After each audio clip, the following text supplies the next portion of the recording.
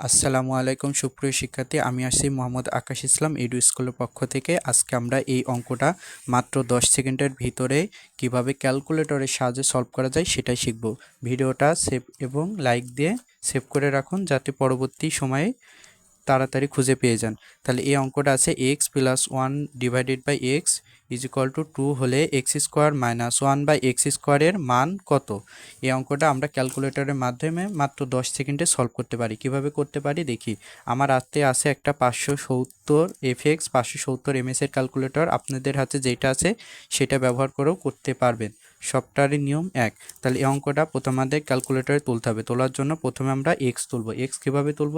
প্রথমে আলফা, এখানে টিপব এক্স, তারপরে এখানে আছে প্লাস প্লাস, তারপরে আছে হচ্ছে ওয়ান ওয়ান, তারপরে আছে ডিভাইডেড বাই এক্স, আবার তুলব আমরা এক্স। এবার এখানে আছে ইকুয়াল টু, তাহলে আমরা ইকুয়াল তোলার জন্য এখানে টিপব হচ্ছে আলফা ক্যালসি, তারপর আমরা দেব হচ্ছে টু। এই অঙ্কটা আমাদের ক্যালকুলেটরে তোলা হয়ে গেল।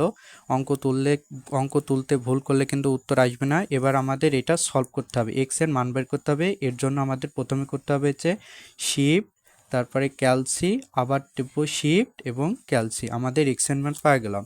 এবার এইখানে করতে হবে হচ্ছে x square minus one by x square.